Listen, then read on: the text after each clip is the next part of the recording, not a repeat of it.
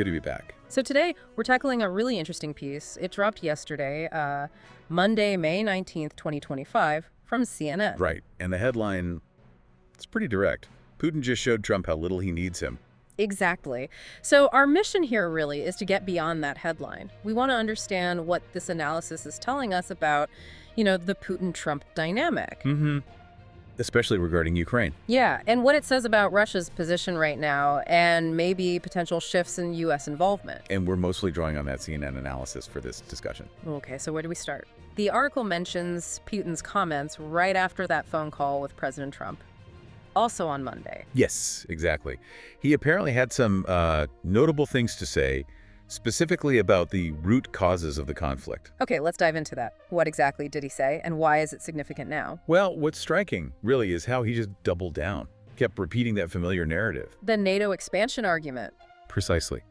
Even with what the article calls mounting pressure for an immediate, unconditional 30-day ceasefire, he went right back to it, blaming NATO expansion for the war. Which, as the article notes, is a historically unsupported claim. Right, a false narrative.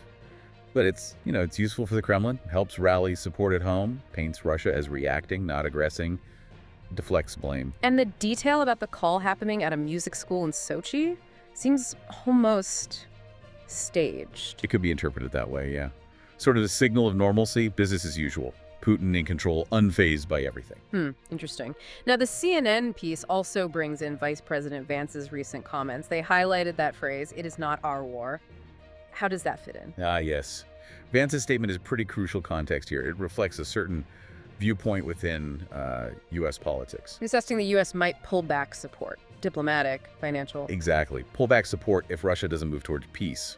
Which, let's be clear, the article says Russia shows zero sign of wanting to do. And the analysis connects this directly to Russia's goals. It does. It basically says a U.S. pullback is exactly what Russia yearns for. Yeah. It kind of reinforces their view that the West should stay out of its, quote, sphere of influence. It's interesting how those things align, even if maybe not intentionally coordinated. Okay, what about Trump?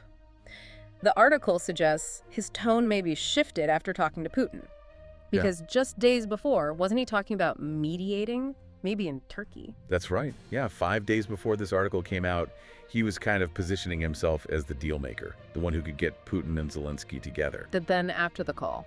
Then, according to the CNN analysis, there was a change. He started saying Ukraine and Russia need to talk directly as only they can. And he suggested the Vatican as a venue. He did, which the analysis interprets as potentially stepping back. Like the U.S. moving away from taking the lead role and pushing for peace. So it sounds like maybe the U.S. is looking to hand off the responsibility. That's certainly one reading. The analysis uses the phrase, someone else to lead the peace process.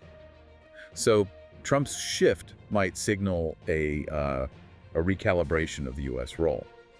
Less proactive intermediary, more hands-off. Let's really focus on the Russian perspective now. The article strongly argues Putin doesn't need Trump's approval. Why is that the core point?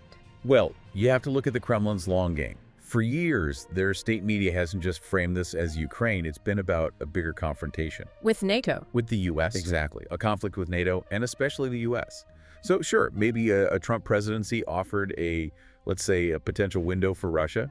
Maybe better positioning, easing sanctions. But it doesn't change the fundamental goal. That's the argument. It doesn't change their core objective. They see this war as existential. It's about reestablishing dominance in their near abroad. That term, near abroad, remind us what that signifies for Moscow. It refers to the countries right around Russia, many former Soviet republics, areas Russia considers within its, historical sphere of influence. And they see this war as key to reasserting control or influence there. And the cost for Russia pursuing this? It's been huge, hasn't it? Casualties. Immense. The analysis points to staggering war casualties, and that puts enormous pressure on the leadership. Pressure to show results. Absolutely. They need tangible gains to justify those massive losses. If they don't achieve something significant, it could seriously challenge Putin's hold on power. Which brings us back to U.S. leverage. What can the U.S. actually do? The article mentions possibly more sanctions, like secondary sanctions on oil buyers like India and China. Right, that's one potential tool Trump apparently considered. But the downside is pretty clear. Trade friction. Big time. Hitting major partners like India and China with secondary sanctions. While that could easily spark trade tensions, maybe even retaliation, they might see it as overreach. And the alternative, easing sanctions. That's tricky too. European allies would likely push back hard. They've been mostly united on keeping pressure on Russia. And without Europe on board, easing U.S. sanctions alone might not even be effective.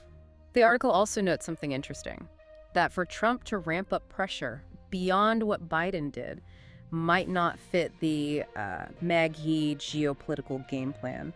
Yeah, that's a key point about the internal logic of that foreign policy view. Because the idea is usually less involvement overseas, right? Generally, yes. Limiting U.S. entanglement in protracted conflicts. So for Trump to actually get tougher on Russia than his predecessor, well, the analysis suggests that might seem counterintuitive to that core idea of reducing foreign commitments. Okay, let's look at the ground situation. Ukraine in 2025. The article uses the word bleak.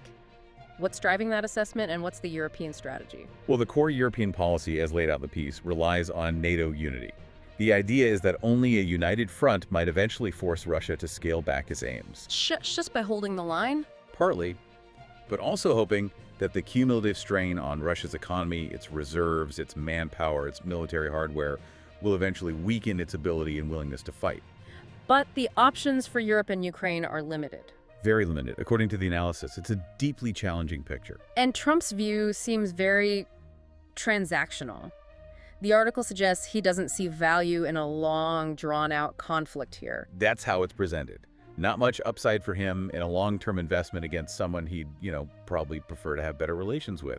His ideal outcome is likely just getting back to how things were before the war in Europe. But the article flat out says there is no deal to be made here. Right, because the analysis argues Putin isn't looking for negotiation in the traditional sense.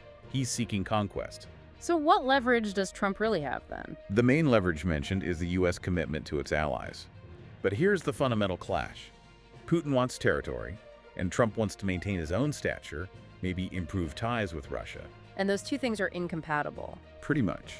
The analysis suggests they can't both get what they ultimately want at the same time. Okay, finally, the piece talks about the bigger picture, the U.S. role globally, contrasting traditional American leadership with maybe a smaller vision under Trump. Yes, this is maybe the deepest implication.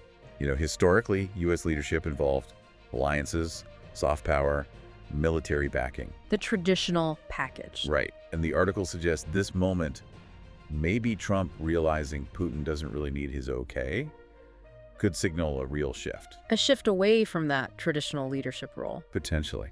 If the U.S. is stepping back, letting the Vatican take the initiative, as suggested, it could mark a departure, a move away from the U.S. being the primary driver in trying to resolve major international conflicts. So just to pull the threads together from this CNN analysis, we have Putin seemingly unwavering, we have Vance hinting at U.S. pullback, Trump appearing to shift away from direct mediation. Russia playing a long game, viewing it as existential, the U.S. facing limits on its leverage. A tough situation for Ukraine, challenging European policy. And overall, this hint of a potential change in how the U.S. engages with the world on these major peace and security issues. Exactly. Which brings us to a final thought, really, for you, the listener. Considering America's long history of involvement in global conflicts, what could be the actual long-term consequences, the positives, the negatives, if the U.S. does seem to be pulling back its leadership on the world stage, as these developments might suggest?